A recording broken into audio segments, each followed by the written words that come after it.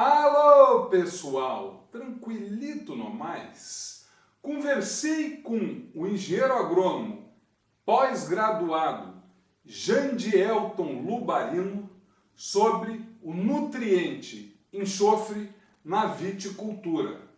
Antes de iniciarmos esta entrevista, gostaria de divulgar o Congresso Fert Brasil de 11 a 13 de junho deste ano em Campinas. Deixo na descrição do vídeo um link para que você possa conhecer o evento e realizar a sua inscrição.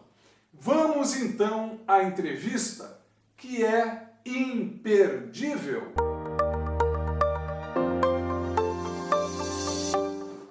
Pessoal, com muito prazer, eu estou aqui com um engenheiro agrônomo, pós-graduado na Exalc em Fisiologia, Nutrição e Desenvolvimento de Plantas, Jandielton Lubarino. Ele tem uma experiência imensa, há mais de 24 anos trabalhou em fazendas, trabalha como consultor e também é produtor de uva de mesa, e nós vamos conversar sobre o enxofre nessa cultura. Então, Lubarino, muito obrigado pela tua presença aqui no canal e já vamos fazer a primeira pergunta. Na sua grande experiência, focado especialmente nessa cultura, que você só trabalha com uva para consumo, para mesa, qual a importância do elemento enxofre para a nutrição dessa uva aí no Vale do São Francisco? Olá, professor Nelson, com muita satisfação, né, poder estar aqui, né, participar do canal e compartilhar informações, experiências e também aprender bastante. O elemento enxofre, né, um elemento nutricional, um macroelemento essencial para várias culturas, não só a uva de mesa, mas vamos focar na uva de mesa. Então, aqui no Vale do São Francisco, é a região do semiárido, né? Então, uma região de baixa volumes pluviométricos, solos rasos, né? Também tem solos novos, né? Os solos quartzarenos, né? E um fator principal, baixos teores de matéria orgânica, né? Então, são fatores que comprometem diretamente na seu fornecimento desse elemento no solo, né? E a gente percebe isso porque todas as áreas nós somos bem assíduos com relação à análise de solos e análise de tecido vegetal. E a partir, né, do monitoramento do uso do enxofre, né, como está nas concentrações, na literatura fala muito a demanda de 15 a 20 ppm no solo de enxofre, né, e a gente vem monitorando áreas que os melhores resultados têm áreas acima de 30 ppm. Então, mostra que é um elemento de extrema importância dentro de todos os macros e micros, e é um elemento que não tem tanta, como é que se diz, dado importância na grande maioria das áreas. Por que isso? Né? Porque as empresas utilizam algumas fontes de sulfato, né? Sulfato de magnésio, sulfato de potássio, o próprio sulfato de cálcio, que é o gesso agrícola. Só que, dentre as quantidades de enxofre que tem em cada produto desse e a quantidade que é utilizada aqui no Vale, pela cada demanda de análise de solo, ainda não é quantidade suficiente pela demanda das áreas, principalmente nesses últimos 14 anos que foi aclimatado algumas variedades novas de melhoramento genético, que são variedades de alta produtividade, e então percebeu claramente a quanto é importante, dentro do seu manejo nutricional, o elemento enxofre.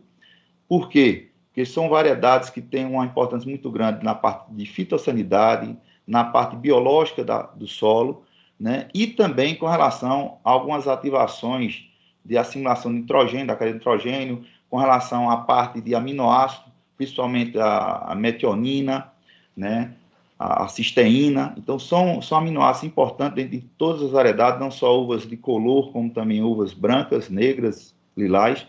Então, o enxofre ele tem uma importância direta na produtividade dos cultivos aqui na região do Vale, e também eu creio que nas demais regiões produtoras de uva e outras culturas. Lubarino, e quais são as principais fontes utilizadas hoje para a nutrição de enxofre aí no Vale? Nelson, a principal fonte são as fontes de sulfato, né? E incluindo também algumas áreas que às vezes têm teores baixos de fósforo e se usa o super simples, né? Mas são áreas, são em pequenas quantidades, porque na grande maioria só áreas que vão ser abertas, né? Novos cultivos, aí se precisa fazer uma correção de fósforo. Mas, de forma geral, o fósforo aqui tem uma oferta muito boa. Então, a maior fonte é a fonte de sulfato e, em quantidade, seria o sulfato de cálcio, o gesso agrícola. Nós temos uma região aqui próxima, aqui no sertão, que chama a região do Araripe, tem jazidas de gesso, então é uma matéria-prima barata, né, que é um dos pontos caros, é o frete, mas é uma região próxima, 300 quilômetros daqui da região, então é de baixo custo de aplicação. É diferente de algumas regiões que o gesso é um insumo também que não é tão barato, que também envolve uma quantidade mais elevada. E desde o ano passado para cá, né, surgiu uma fonte, né, além do sulfato, que é uma fonte bastante assimilável pela planta, na fórmula sulfato, entrou também o uso de enxofres elementar, né, que por muito tempo tinha uma preocupação como seria, né, a eficiência desse enxofre elementar aplicado via solo, né, porque depende de oxidação para realmente transformar em sulfato e ser assimilável pela planta. Mas surgiu uma tecnologia WG, uma tecnologia de grãos micronizados, que fez com que a gente melhorasse muito vários fatores que a gente vai conversar no decorrer do nosso bate-papo. Então, Lubarino, a SML lançou aí na região, né, o Tecno Z e o Tecno S. Ambos são usam a tecnologia WG, né, e ambos têm alto teor de enxofre. O Tecno S tem 90% de enxofre, o Tecno Z tem 70% de enxofre e mais 15% de zinco.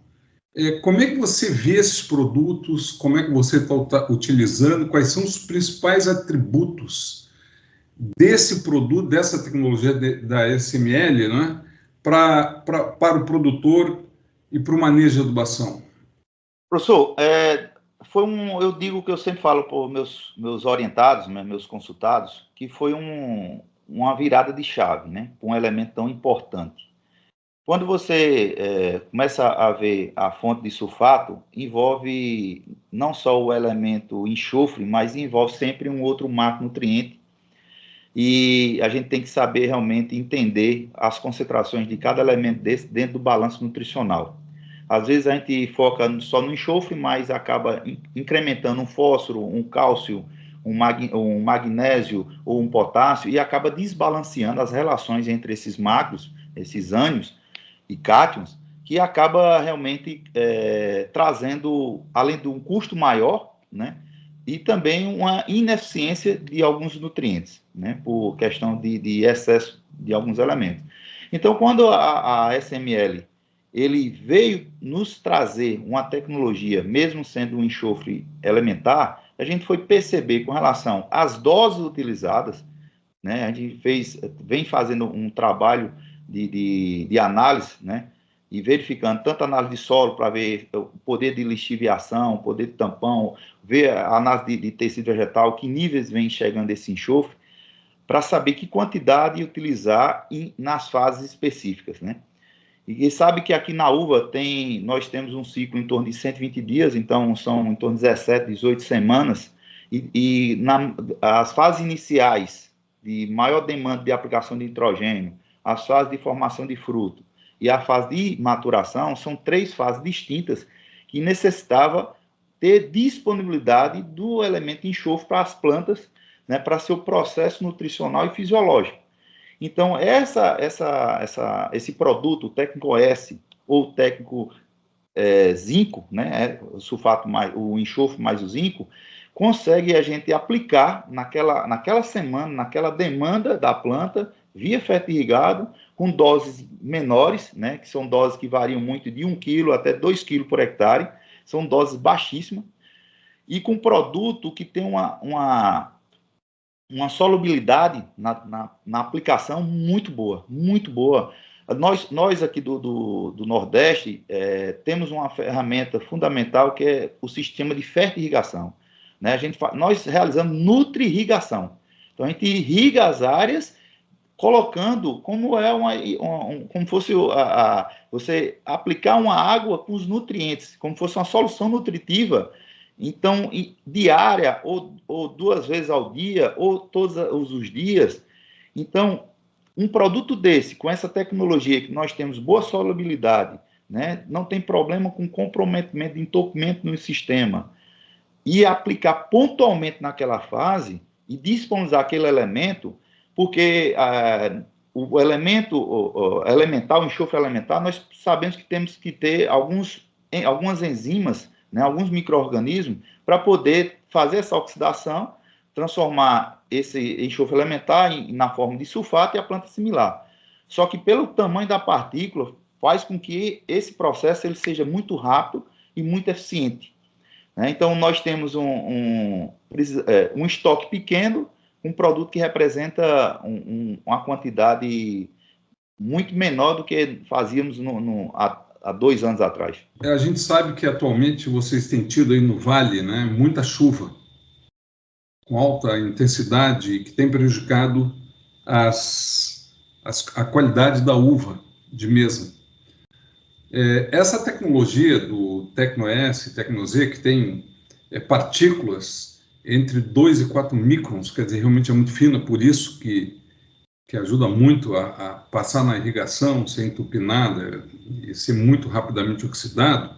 Como é que ela tem ajudado vocês nesse desafio? Era um ponto, né, a ser investigado. Né? A gente sabe que as fontes de sulfato de potássio, sulfato de magnésio, são fontes também de boa solubilidade, eram aplicadas via fertirrigado e aplica em praticamente todas as fases da uva, né? Toda semana a gente tem aportado. E se perguntava, utilizando a ferramenta da SML, né, o Tecno-S, o Tecno-Z, né, como seria nesse momento de alta pluviosidade, né? Você só para ter uma noção, no dia de hoje, né, teve uma chuva de 190 milímetros, né? Então, um volume que lixiviou até o fósforo, que nós não temos argilas, né, que tem que possa prender esse fósforo, né? Então, lixivia até fósforo, né? Imagine um enxofre, né? Imagine um magnésio. Mas, por isso, em 4 fases, nós realizamos análise de tecido vegetal e também analisamos solo para ver a que nível nós temos que fazer as correções de macros e micronutrientes. E o monitoramento, a gente percebe claramente que o enxofre, como outros elementos, não está tendo perda desse elemento, mesmo com níveis elevados, né, de pluviometros aqui na região no primeiro semestre, né, que são bem acima da média. Né? Isso compromete não só a parte de um elemento nutricional, mas a planta ela não consegue, que eu sempre falo, a planta ela não come, ela bebe. Né? Então, os solos saturados, baixa aeração, raiz não consegue assimilar e não consegue absorver a solução do solo, então ela acaba sentindo uma dificuldade. Mas a gente percebe até coletando a amostra de solução de solo, os níveis de fósforo ou de enxofre ainda muito satisfatório. Então, mostrando que essa tecnologia ela tem baixíssima perda por lixiviação. E quanto ao aspecto físico dessa tecnologia, o que te chamou mais atenção nos teus protocolos de validação, no teu trabalho a campo? O que te chamou mais atenção dessa tecnologia em relação à questão física do produto? Um ponto importante foi são grânulos, né? Então a gente viu como é que seria a parte de solubilidade, né? E dentro do processo até a fertirrigação, quanto tempo ele demandaria, né, para poder ter o tempo de avanço do sistema e o seu próprio uso, né? e a gente viu que em baixíssima quantidade o operacional, né, do produto foi muito bem aceito pelo o pessoal de campo, né? E a gente temia que quanto percentual de perda poderia ser ocorrido. Mas o sistema de fertigação, nós temos uma eficiência acima de 90%. Né? 90%. A grande maioria são gotejadores, chegam a 95%, e também tem micro, que a gente chama difusores. Né? Então, ele como fosse um drush, né? Um esguincho, localizado diretamente nas plantas. Né? E a gente percebeu que o produto ele tem uma aplicabilidade muito boa.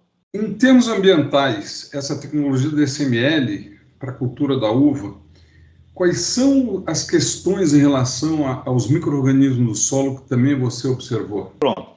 Outro ponto que foi um fator que temos que ter muita atenção. Nossos solos são solos que são levemente ácidos, pH 6, 6,5, alguns neutros, 7, ou no mais tardar chega a 7,2, 7,4.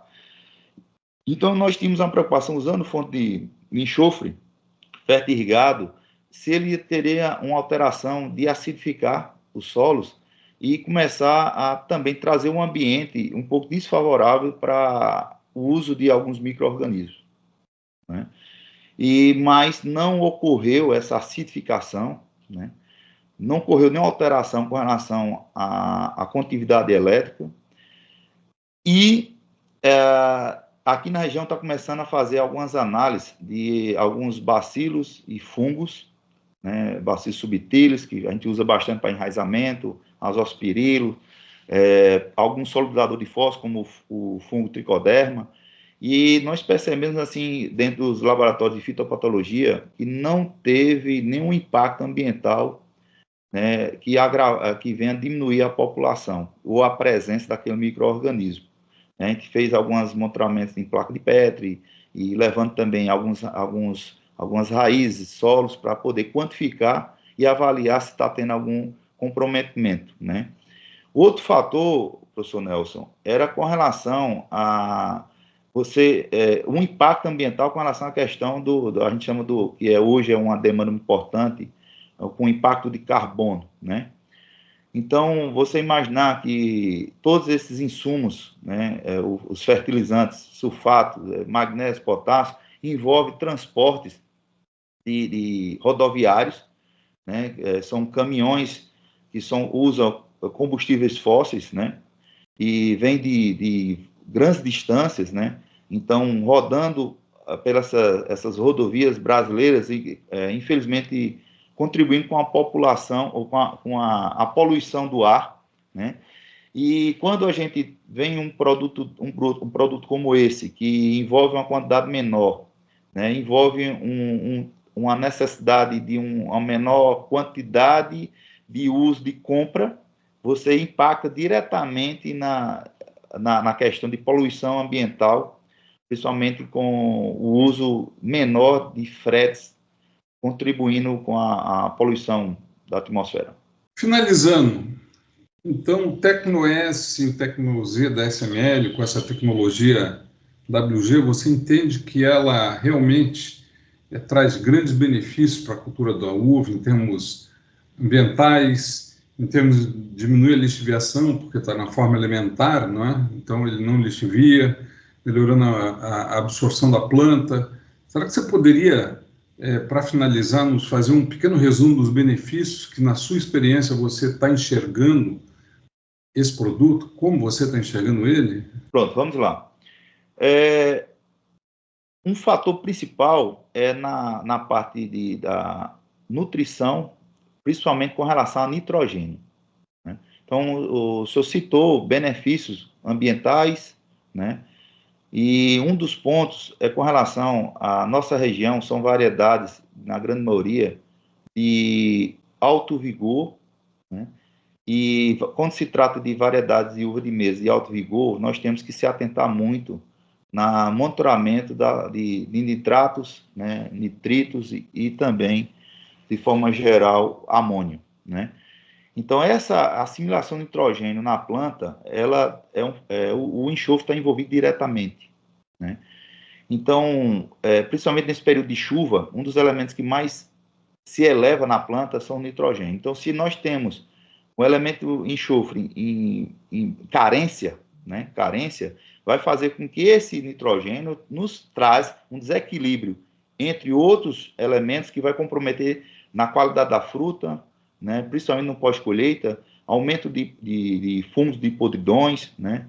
E com uma ferramenta, com aplicabilidade, e você aplicando naquela fase, com a disponibilidade de meio mais rápido, via feto irrigado, né, com esse tamanho de partícula, faz com que nós podemos tomar decisões de aplicar o elemento enxofre naquela fase que tem maior assimilação de nitrogênio, né? É a mesma coisa, professor, que a gente sempre pensa no nosso manejo, quando se fala de nitrogênio, do próprio níquel, né, para pensar na urease, né, e também no molibdênio, pensando na nitrato e redutase. Então, eu sempre, no nosso manejo, eu falo, tem que ter, dentro da nossa nutrição, precisamos entender que o nitrogênio, o níquel e a parte também do molibdênio, para poder trabalhar a assimilação desse N e ter uma fruta de melhor resistência pós-colheita, de maior produtividade, e a gente fala isso com dados científicos de trabalhos realizados, o quanto se melhorou, né? Só que a gente tinha um exemplo, hoje eu estava discutindo alguns pontos com um consultado sobre o elemento magnésio, e a gente, como fonte de magnésio, tinha lá o sulfato de magnésio, né, com 11% de enxofre, 9% de magnésio, e eu falei para ele, esses pontos de magnésio e enxofre, numa fase dessa, é extremamente importante, porque vai estar relacionado à reação de açúcar, carboidrato, pós-sacarídeo, a parte de clorofila, e também ver essa questão do nitrogênio, né? Só que a quantidade que necessitava, né, de uso desse fertilizante sulfato de magnésio seria muito bom para a quantidade de magnésio, mas de enxofre estava baixo, né? Aí é onde entra uma ferramenta dessa, que é um elemento isolado.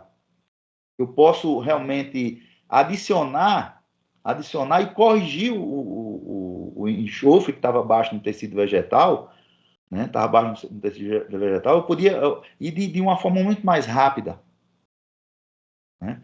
E a gente vê porque nós fazemos análise a cada 30 dias ou no máximo 45 dias, então a gente percebe nesse intervalo de tempo o aumento do elemento.